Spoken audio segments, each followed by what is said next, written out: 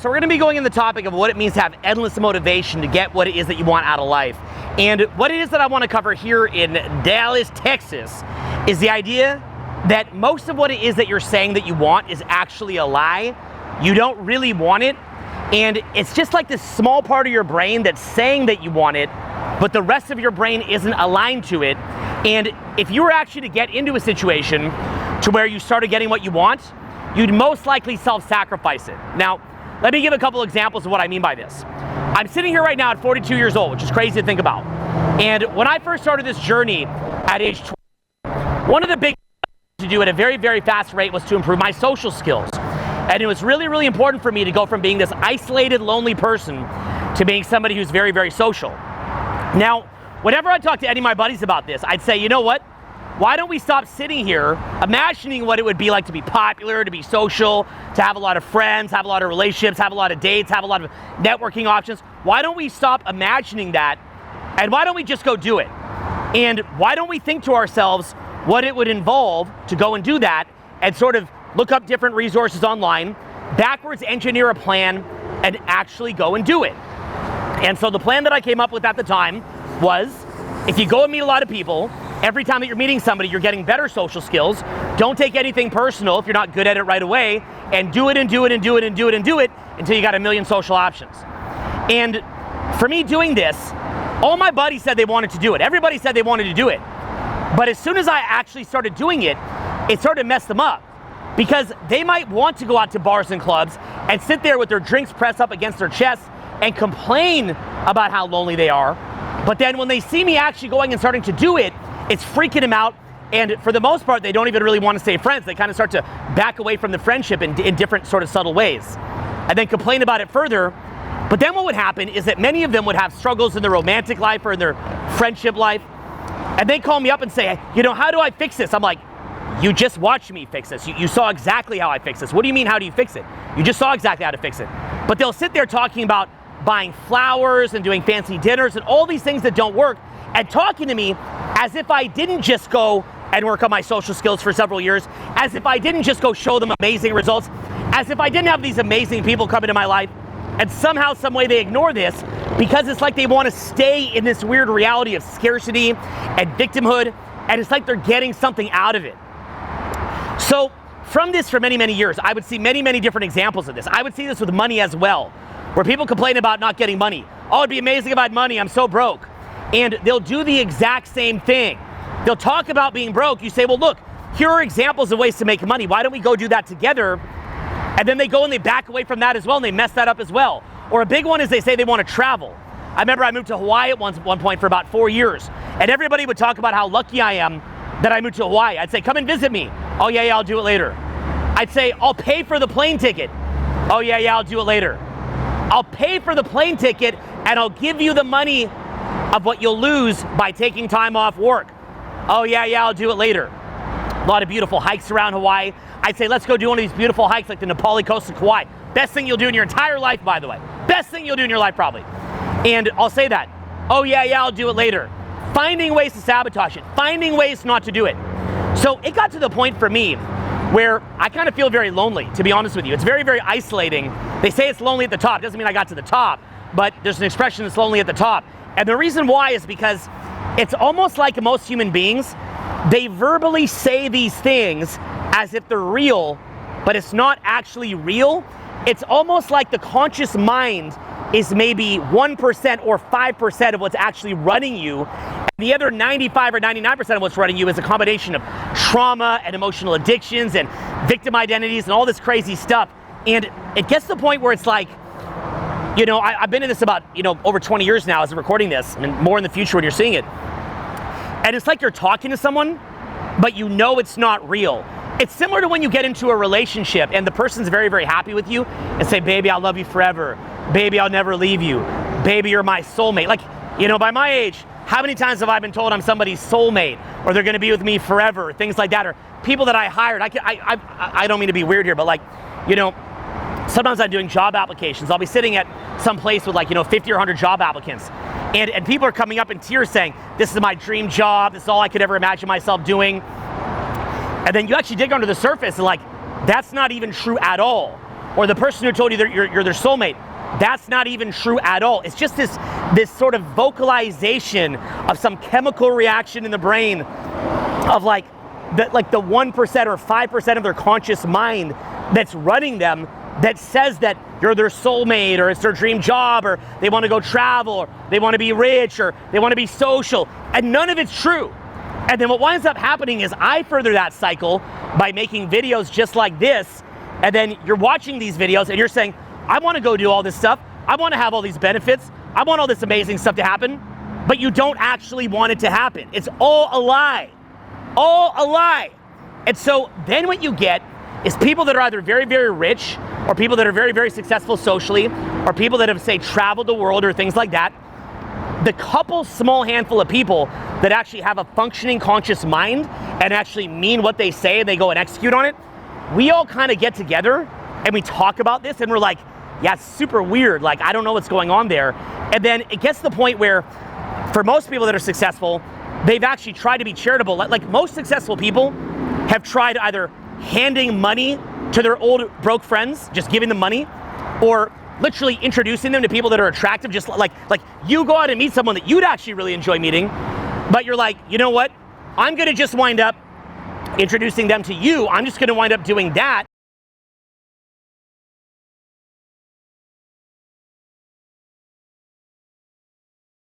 I'll just give you money. I'll just fly you around. I'll just do whatever it takes to make you happy because I love you. And to be honest, I'm kind of lonely and I just wish I had more other friends to do this with. And then they just go mess it up. And it's like the craziest thing that you've ever seen, but they mess it up again and again and again and again and again. They just take everything that you give them and they throw it away. And so I've seen it to where, I'll take people traveling and by the end of it, they loathe it. They hate it. They hate the travel. I'll always have a big mansion with a ton of extra rooms. Like, live in an extra room. At first they like it, by the end they hate it. And it doesn't matter what you do. And here's what I think it truly is. I've come to believe that some people just have a karmic destiny. And it's just their karmic destiny to fail, to be in pain, to hurt, and for life to just suck. Okay? Just for their lives to suck. I mean, I can't even tell you how many people I've helped to get off drugs. And if they're around me, they'll stay off drugs. As soon as I'm gone, back on drugs. And it's like a karmic destiny to just sit there smoking weed, feeling sorry for yourself, not traveling, not being rich, not meeting cool people. It's like a destiny to just sit there being broken. And what I believe is that at a certain level, you have to recognize that we all have this sort of karmic destiny and this destiny of being a victim and of failing and so on and so forth. And until we can recognize that, until we can say, okay, this is a real problem, until we can say everything in me is destined to be stuck in the matrix at this low level with like 5% of my mind being conscious, maybe 1%, and the other 95 to 99% of my mind totally unconscious, self-sabotaging me at every minute. Until we can recognize that, it's like we're in a maze, this sort of fog of war that we can't get out of. So the major way that I see people messing themselves up when this stuff goes on is they do something called, what I call it, an RAS flip. It's called a reticular activation system flip. And what winds up happening is, imagine it's like you have this big view, all this, beautiful buildings here in Dallas, right? And you're sitting here, we're shooting on thousands of dollars of camera gear. I spent years learning how to relay this information. I'm putting it out for free for you. But, say there's some little smudge on the lens, or say there's some little click in the audio, or say there's something about my demeanor that offends you, or whatever else it is, right? It's like, I don't like that smudge. That guy's energy is off-putting, something like that, right? And then you just lock it and focus on that and don't take the information. That's an RAS flip. It's like there's a million good things, but all that you can see is the couple bad things, the couple smudges. And this is the number one way that I see people self-sabotaging, is that RAS flip. It's like just finding things wrong. Like, don't worry that we live in a giant mansion, travel the world, have a lot of money, meet all the best people. Don't worry about that.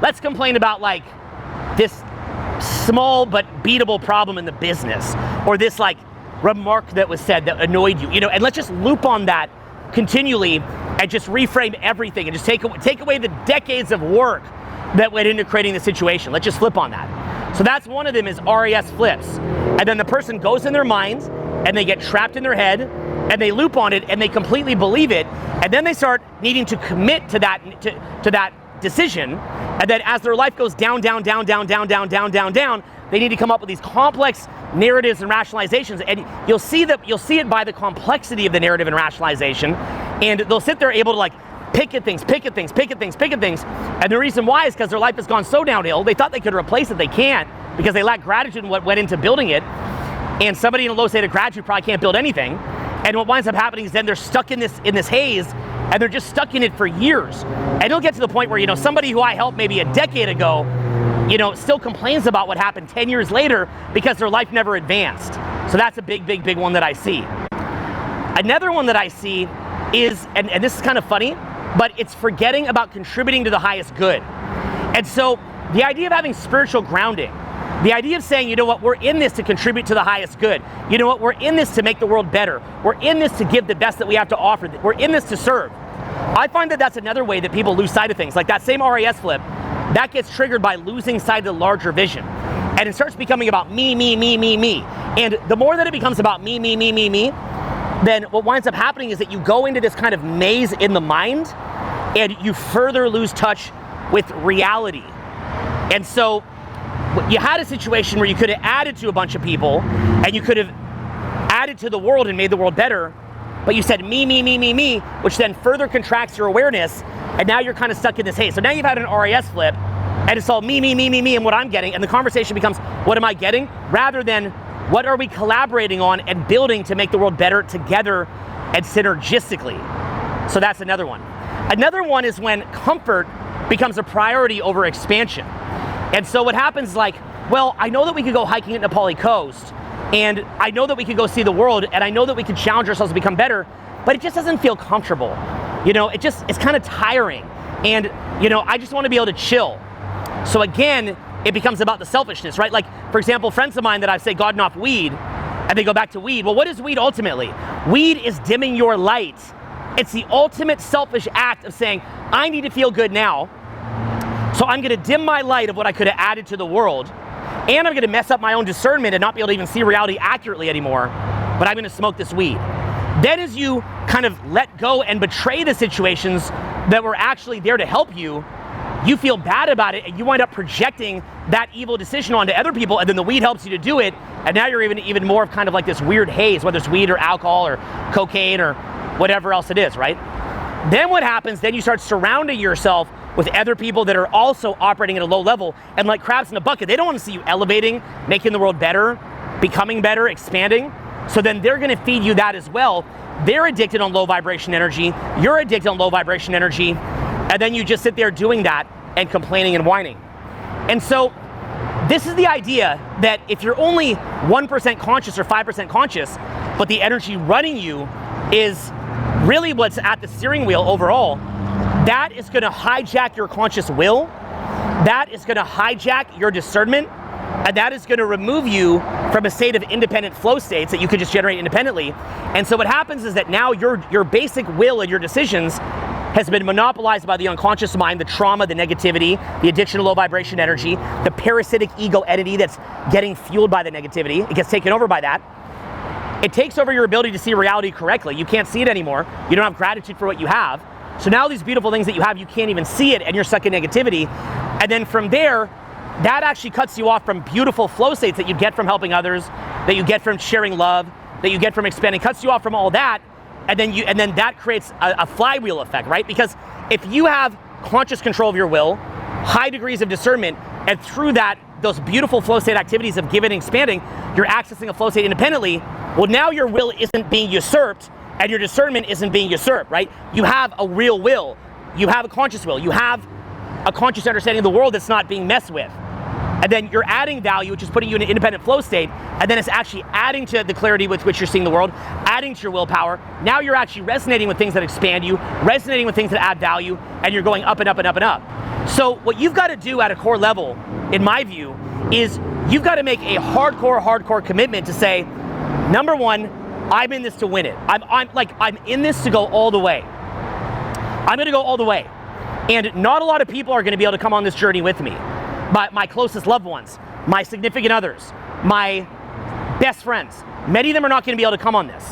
they're not going to be able to go to the end. They don't have enough development of their conscious will. They're going to get lost in the maze.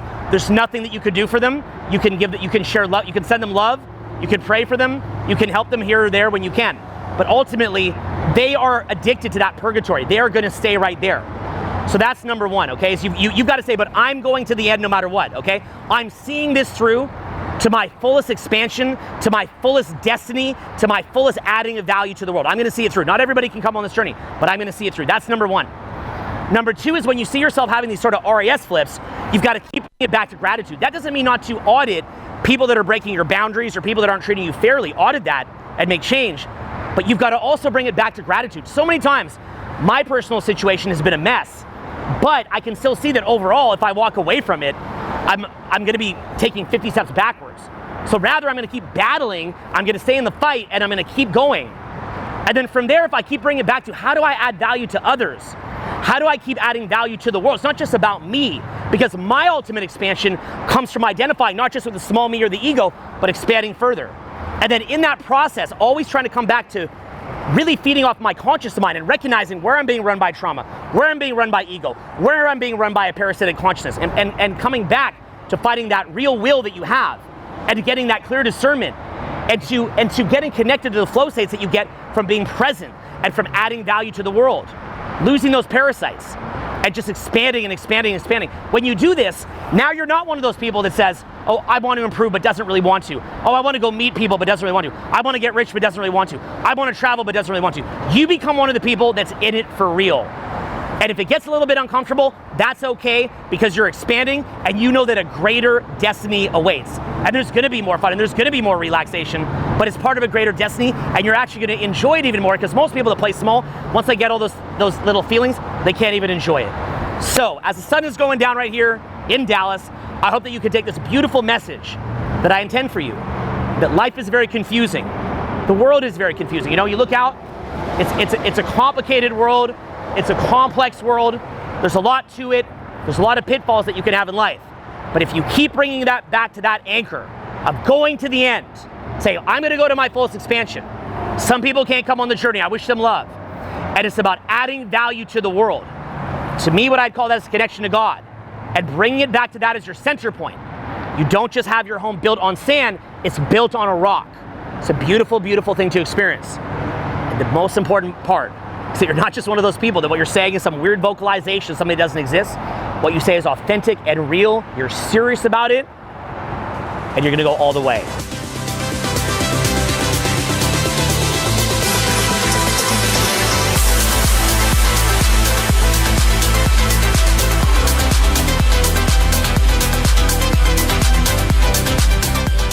I think most of the things that you'd want in life, I just named a few of them to get going, are actually very, very achievable. But you're so much stuck in a maze of your mind, in this kind of fog of war of the mind, that unless you can start to dissect what it is that's going on inside of your head, you're pretty much just going to be lost in that maze, and you're going to sort of walk through life in a sort of living purgatory realm throughout your entire life, and then you're just going to die, and all of this will have meant a lot less than it could have meant, because life can have a lot of significance, could have a lot of beauty, a lot of amazing things can happen, but I really think for most people, they're kind of just operating at a level of being sort of a floating turd, not dehumanizing them, but just operating at the level of a floating turd, and sort of go through life in this maze of the mind they're never quite able to get out of, and then you just die. So that's a big fear for me. It's not even like not getting what I want, so to speak, like gotta get that money, because at the end of the day you don't take that with you when you die. But it's about living sort of a fake life in a maze and making a decision to consciously come out of that maze.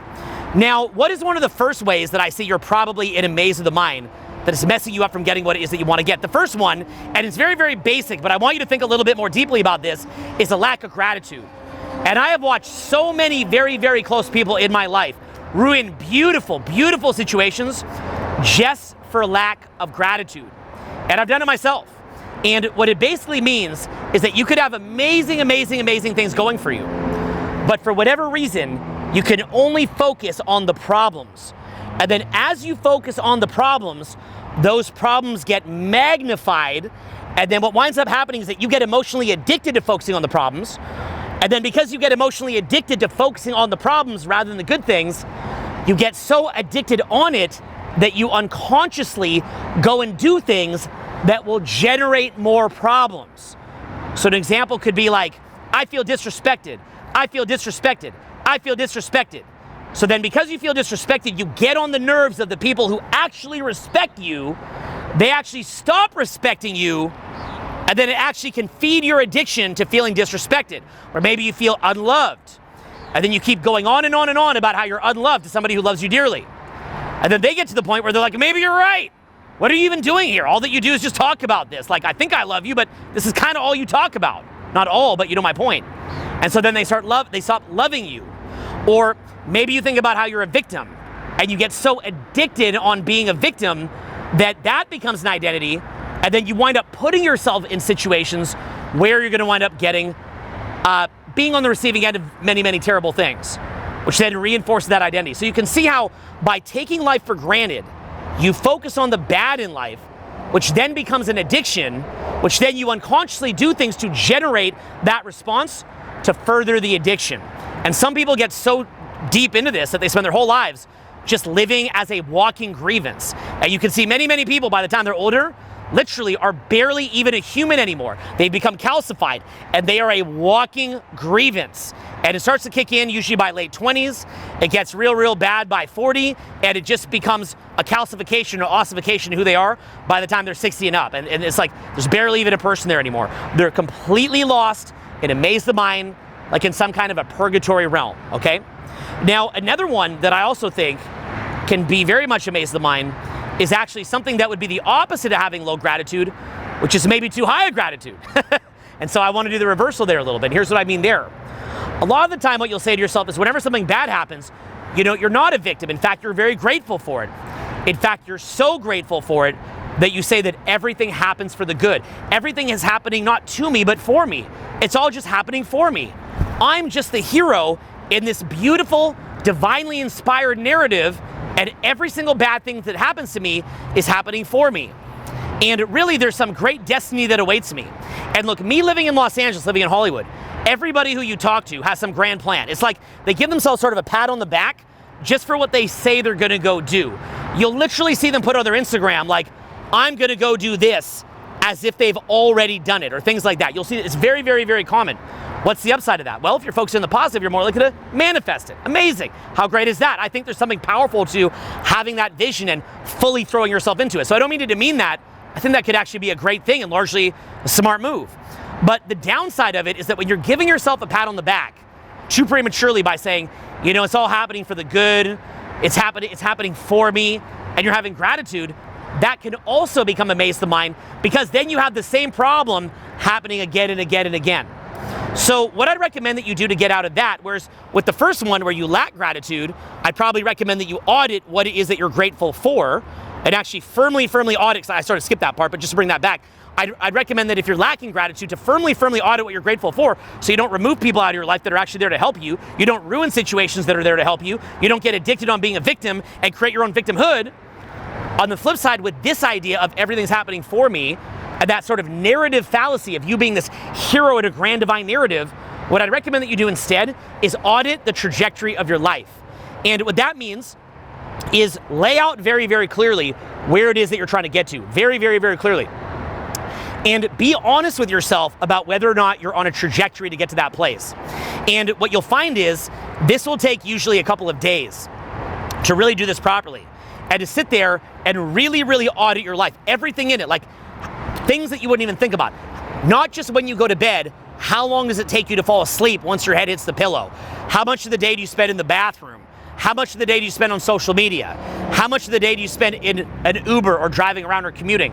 And looking at all of this, and if you really, really break this down like an accountant, and you're not gonna get it perfect because you're not gonna know exactly, but if you start to break it down, then what you're gonna do is you're gonna actually be able to divide your life into day-to-day coping-based activities, like sort of treading water-based activities versus thriving-based activities that are actually swimming you forward. So imagine that you're on one island trying to get to the mainland. You're on an island trying to get to the mainland, right? A lot of your life is probably spent only 20 feet off the island just treading water and not actually advancing. And a lot of what you're gonna have to do in auditing your life extensively is realizing like, wow, 12 out of 16 hours at least is just spent treading water. that last little 4 hours that I have that really I'd like to use to do something peaceful, like, smoke a J or look at Netflix or whatever, you're going to probably have to eat into that to slightly move the ball down the field. And it's sad to say that, it's like, if you want to have a weekend off, you're looking at maybe 4 hours a day, 5 days a week. That's like, think about that. That's this big long work week that you're spending to be able to get maybe 10 or 20 hours that you can actually advance your life forward. And I meet everybody in LA and they all have these big, big dreams. But if you act, and they're very grateful and they're in a high vibe, it's amazing. Go to Venice, beautiful. But what you'll often see is that they're not realistic about what it is that they're going to accomplish. And so, and actually when you couple both of these things, they're not realistic about what they're going to accomplish. And then also, then you pair in a lack of gratitude as well, where maybe they have some people in their lives that are truly there to help them. And then they wind up removing those people out of their lives because they take them for granted and they feel victimized by them. And now all of a sudden, the few assets that they did have, they've taken for granted, they removed, but they take for granted their own success is guaranteed. And now they're lost much, much deeper in a maze of the mind. So you see how it's a lot of ego, a lot of emotional addictions, and it's preventing the person from just being objective and objectively auditing what it is that they're doing with their life. So what I would say to you is, these are two very, very simple mazes of the mind that you could get out of. There's many, many more. You could talk about things like success barriers.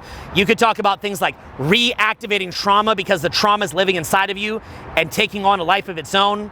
You could talk about things like misweighting bias, like, say I say, hey, let's build social skills. Let's go out tonight and meet some people. Oh, you're tired. Oh, you're nervous. Oh, you're embarrassed. And not like this total misweighing bias where you literally are prioritizing your relaxation or your nerves over the incredible outcomes that are on the other side of that, if you can push through laziness or push through the fear, right? And the amazing outcomes that are there, if you could just push through that. But again, it's that total failure to audit the positive outcome, versus the negative outcomes and things like that. But it's all these different things that we get lost in and various different cognitive biases that we have. And everything from, say, codependence to us being too narcissistic, and many other different tendencies that we have. But the main point being is this: it's very, very easy to get lost in a maze of the mind. So it's about, first of all, ongoing audits of your life. Second of all, it's about the study of what real mental health is. And not just mental health like I'm not depressed or I made it through the day, but mental health from a standpoint of what does it mean to be thriving in your mental health, thriving. And thriving, in my mind, what that means is that you're not just studying, what it means to just not be upset or depressed, but it means you're studying what it means to be in a peak state. You're studying what it means to be in a massive flow. You're studying what it means to be in massive momentum, to have a huge amount of focus, to have a huge amount of joy, to be very, very innovative, to think outside the box. So you're doing a combination of auditing your life, but also studying what it means to be in this high momentum, endless motivation type of state. And if you could do that, you can really, really write your own ticket in life. And the end outcome to this is you're just around people and they can see that you're beaming. They want a piece of your energy. You always seem to be on the up and up. You're one of those people that just always seems to have it figured out. But again, you've got to ask yourself, what is more important to you? Living in this bizarre purgatory realm of the maze of the mind, or finding clarity and objectivity, at least as close as you can get to it, and getting out onto the other side? Personally, for me, what I believe, and I don't mean that you need to believe this, I'm just sharing my own belief system. I believe that a dedication to a higher purpose, a dedication to adding value, and to be honest, a dedication to your creator is actually what helps you to escape that maze of the mind. That connection to your creator, in my view, is what dissolves those parasites. It's what gets rid of the misweighting bias. It's what gets rid of the lack of gratitude. It's what gets rid of the weird narcissism. Because it's not just about you and your little life and just worshiping you and having this erotic connection. Just me. It's about me and my lack of gratitude and my life. This is my life. And about you just in your own contracted little world making yourself God. But when you connect to that higher purpose and when you connect to your creator, you're now having a North Star that is so much based on higher values, so much based on expansion, and so much based on the best version that you can be for others, because ultimately that's also what's going to trigger you to be at your best for yourself too, well then what winds up happening is that is how you get out of the maze of the mind. And you can see very much how in our society, how we've lost that element. Really what's been happening is people are stuck in TikTok all day, people are, damaging their bodies by what they're ingesting, drugs, alcohol, the ultimate maze of the mind, drugs and alcohol, you can't get out of in many ways. You got to fight your way out of that maze. And we see a generally narcissistic society that is getting brought to its knees.